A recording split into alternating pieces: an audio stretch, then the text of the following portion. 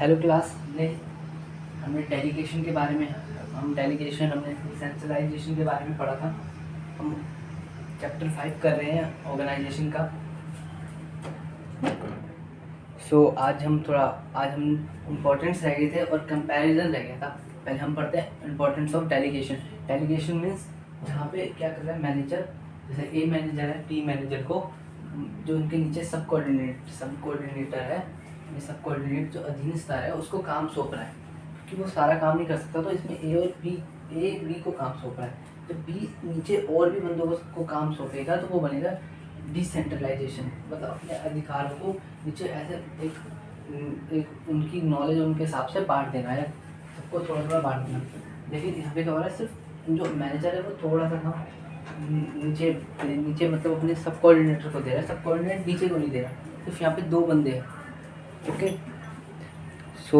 पहले पढ़ते हैं हम इम्पोर्टेंस पढ़ते हैं। हमने इससे पहले मैंने टॉपिक में बता दिया था डेलीगेशन और डिसेंट्रलाइजेशन। इम्पोर्टेंस रह गई थी, इम्पोर्टेंस कंप्लीट कर लेते हैं। पहला है प्रभावी प्रबंध, मतलब इफेक्टिव मैनेजमेंट। इफेक्टिव मैनेजमेंट कैसे कि प्रबंधक द्वारा अपनी अधीन स्तर को अधिक अधिकार देकर अन्य महत्वपूर्ण कार्यों में ध्यान केंद्रित करने के लिए पर्याप्त समय मिलता है।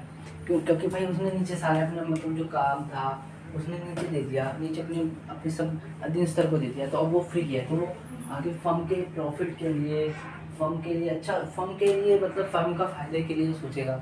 फर्म के लिए उसको अब उसके ऊपर प्रेशर नहीं है कि उसे वो काम करना है।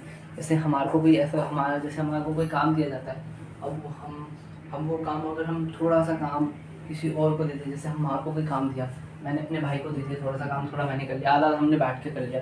या हमें कोई फाइल बनानी होती है, आधी फाइल उसने बना दी, आधी मैंने फाइल बना दी, है ना। तो इससे क्या हो गया, टाइम बचा उसने, और उसको याद करना था, दूसरे को भी याद करना था, दोनों ने, एक ने पहले कर लिया, दूसरे ने बाद में कर लिया। क्या समय बचा ना, समय की बचत हुई, और जिससे क्या होगा वो अन्य क्षेत्र में ध्यान देगा। जब तुम्हारे पास टाइम होगा तो तुम ऑर्गेनाइजेशन के लिए और मतलब ऑर्गेनाइजेशन का आकार बढ़ाने के लिए और ज़्यादा ध्यान दोगे। वैसे मैनेजर ध्यान देगा, नॉर्मल है। ऐसे आप भी लिख सकते हो कि आप एज ए मैनेजर, या ऐसे आप भी खुद देखो, जब आप इफेक्टिव मैनेजमेंट कब कर सकते हो, आपको जब टाइम मिलेगा, बढ़िया से मैनेजमेंट करोगे। आप इफेक्टिव मैनेजमेंट कैसे कर सकते हैं, आप देखो, आपने अपना जो काम था मेन वो नीचे दे दिया, तो आप फ्री हो, आप क्या सोचोगे, फिर आप अब आगे आप ऑर्गेनाइजेशन के लिए और भी देखोगे ऑर्गेनाइजेशन को कैसे इम्प्रूव किया, जैसे कि प्रोडक्टिविटी देख सकते हैं। इससे कहीं ना कहीं वो प्रोडक्शन को भी बढ़ाता है। कर्मचारी का विकास, एम्प्लॉय का डेवलपमेंट वैसे होगा जब आपका टीचर आपको नीचे काम सौंप रहा है, आपका टीचर आपको काम दे रहा है, तो कहीं ना कहीं आप कुछ सीख रहे हो। जैसे अटेंडेंस रजिस्टर में अटेंडेंस लगाना सीख रहे हो, और बच्चों को नहीं पता होगा जितना उतना आपको पता होगा। क्यों, कहीं ना कहीं आप सीख रहे हो उस चीज़ को। अब जैसे होता है आप कुछ जल्दी सीख जाते हो कोई चीज़, बहुत से बच्चे होते हैं जो नहीं सीख पाते, तो फिर वो टीचर कहता है कि आप इन बच्चे को बता दो, क्योंकि हर टीचर हर बच्चे पे ध्यान नहीं दे पाता ना। तो कहीं ना कहीं क्या करता है, बच्चे को बोल देता है कि आप सिखा दो। तो उसी तरह से जब कर्मचारी को उसको उस नीचे अधिकार मिल गया, उत्तरदायी मिल गया कि भाई काम तुम्हें निर्णय लेने की पूरी वो मिल गई है, फ्रीडम, तो वो अच्छे से काम करा पूरी फ्रीडम से। तो वो विभिन्न परिस्थितियाँ आ रही हैं उनमें अपने खुद ही निर्णय ले रहा है। तो उससे क्या हो रहा है कि वो कहीं ना कहीं उसका दिमाग, उसका मतलब मानसिक विकास हो रहा है। और मानसिक विकास हो रहा है तो इससे फ़ायदा हो रहा है उसको, मानसिक विकास हो रहा है तो कर्मचारी का विकास हो रहा है। क्योंकि जब वो सोच रहा है, जैसे हम कोई मैथ के क्वेश्चन सोचते हैं, कोई भी हम ऐसी चीज़ों जो सोचते हैं, हम बहुत डीपली सोचते हैं, तो कहीं ना कहीं हमारा माइंड तेज चलता है, हमारा माइंड दिमाग काम करने लग जाता है। उसमें हम कोई भी एक टॉपिक लेके बैठ जाए, उसके बारे में सोचेंगे, ऑनलाइन स्टडी के बारे में सोचेंगे, पता नहीं कितना कुछ हमें आ जाएगा। यूट्यूब के बारे में सोचेंगे, तो यूट्यूब के बारे में तो वही है कि अगर हम उसी फील्ड में काम करते रहेंगे और वो उसी फील्ड में एम्प्लॉय काम करता रहेगा, तो उसका मानसिक विकास होएगा, तो वो ज़्यादा अच्छे से और काम करेगा। तो कहीं ना मानसिक विकास तो एम्प्लॉय का भी विकास ही हो रहा है, क्योंकि वो सोच रहा है कैसे निर्णय लेना है, विभिन्न परिस्थितियों में क्या करना चाहिए। अब पढ़ते हम कर्मचारी का अभिप्रेरणा। जब भाई तुम कर्मचारी को उसको काम करने के लिए तुम दोगे, उसको काम करने के लिए मतलब उसको उस पर भरोसा करके उसको काम दे रहे हो, तो कहीं ना कहीं एम्प्लॉय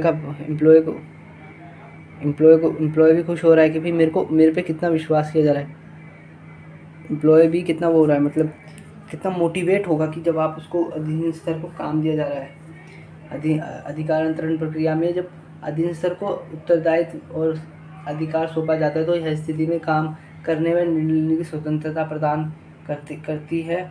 इस स्थिति का लाभ उठाते हुए वे योग्य और कुशलता प्रदर्शन करता है योग्यता और कुशलता का प्रदर्शन करता है और बेहतर परिणाम आने पर संस्था में उसकी पहचान बनती है और फलस्वरूप वह कार्य से जॉब सेटिस्फैक्शन कार्य संतुष्टि प्राप्त होती है, अर्थात वे अधिक बढ़िया काम करने के लिए अभिप्रेरित होते हैं।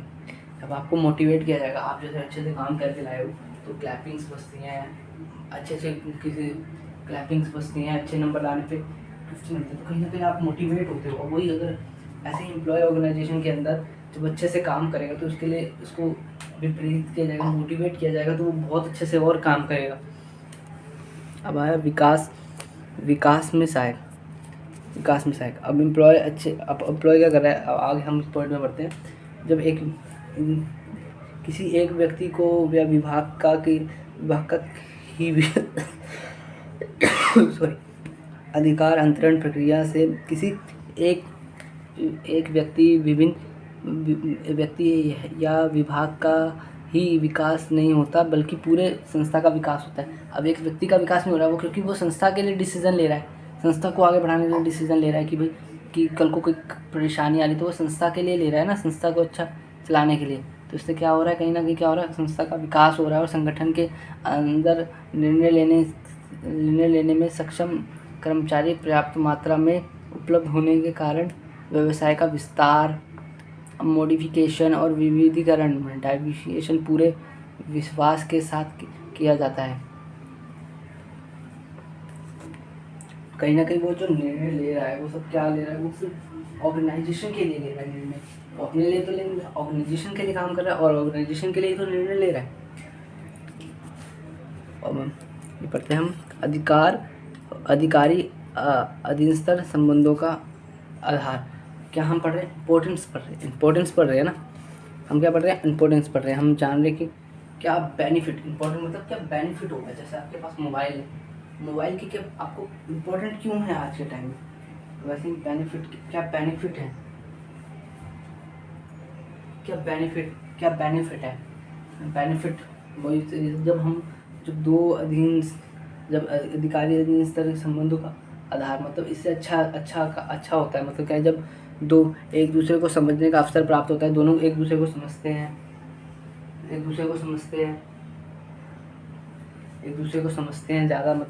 ज़्यादा वो मतलब बातचीत करते हैं, तो कहीं ना कहीं इससे क्या होगा, ये संबंध अधिकारी अंतरण प्रक्रिया में स्थापित होता है और इसके अंतर्गत अधिकारियों का प्रवाह उच्च से निम्न की ओर होता है।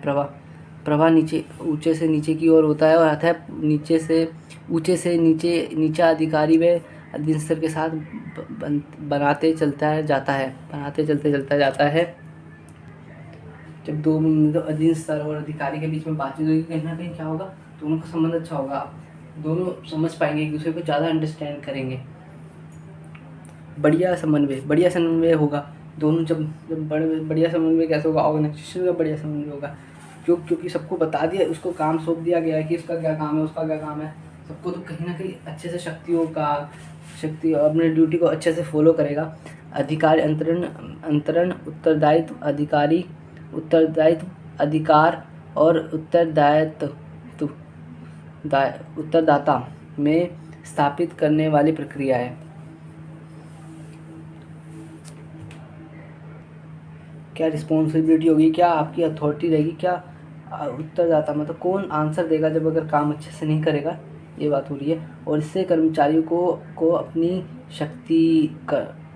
ड्यूटी कर्तव्य निष्पादन करने के लिए जवाबदेही का स्पष्टीकरण होता है। अतः सभी स्तर पर किए जाने वाले कार्यों का स्पष्ट चित्रण प्रस्तुत होता है। सभी स्तर पर किए जाने वाले कार्यों का स्पष्ट चित्रण होता है। और सब कुछ स्पष्ट होने के कारण बढ़िया समन्वय स्वतः ही स्थापित हो जाता है और इसका लाभ यह होता है कि ना तो कोई काम अनावश्यक रूप से 2 बार होता है, ना ही कोई काम करने से छूटता है। इसमें कहा जा रहा है जिस मैनेजर है उनको सबको पता होता है कि मेरे को क्या काम करना है, तो वो अपने अच्छे से फिर वो काम करते हैं। तो यहाँ पे अनावश्यक रूप से दो काम नहीं हो सकते, दो मतलब दोहराया नहीं होता, काम दोबारा नहीं हो पाता, मतलब दोबारा नहीं होता, दोहराया नहीं जाता। पता होता है कि ये काम हो चुका है, ये काम किसको दिया है उसने कर लिया। मतलब एक एक्टिविटी को बार बार मैनी टाइम नहीं करते, एक काम 2 बार नहीं होता, जिससे काफ़ी टाइम और कॉस्ट बच जाती है। ये सेम लिखना ज़रूरी नहीं है, आप अपने हिसाब से भी सोचिए थोड़ा अच्छे से। आप मेरे से ज़्यादा ये अच्छे से लिख सकते हो, बुक से भी अच्छा लिख सकते हो, बस आपको थोड़ा कॉन्सेप्ट आप थोड़ा समझिए तो आपको ज़्यादा अच्छे से आप लिख सकते हो। आगे बढ़ते हैं हम कंपैरिजन पढ़ेंगे डेलीगेशन और डिसेंट्रलाइजेशन में। ज़्यादा थोड़ा बहुत अंतर है। इसमें क्या होता है, दो बंदे एम्प्लॉय होते हैं, अधीनस्तर और क्या नाम है उसका, मैनेजर, अधिकारी, ठीक है। और इसमें होता है ऑल एम्प्लॉय, मतलब क्या होता है सारे नीचे रिस्पॉन्सिबिलिटी बांट दी जाती है। प्रकृति क्या होती है, इसमें अधिक सभी संस्था में जरूरी होता है, अधिकार अंतरण सभी संस्था में जरूर होता है, अतः इसके अभाव में काम नहीं चल सकता है। मतलब कि ये होता है ऑर्गेनाइजेशन में, होता ही है ठीक से, क्योंकि कहीं ना कहीं जो मैनेजर होता है वो नीचे नीचे अपने सब कोऑर्डिनेट को जरूर देता है, ड्यूटीज़ जरूर देता है, काम जरूर देता है, और इसका पाया जाना जरूरी नहीं है। इसकी प्रकृति मतलब नेचर पाया जाना जरूरी नहीं है, इसका अभाव में काम चल सकता है। अगर ये नहीं है तो तब भी चल सकता है कि एम्प्लॉय को सारी चीज़ नीचे बांट दिए, जरूरी नहीं है, चल सकता है।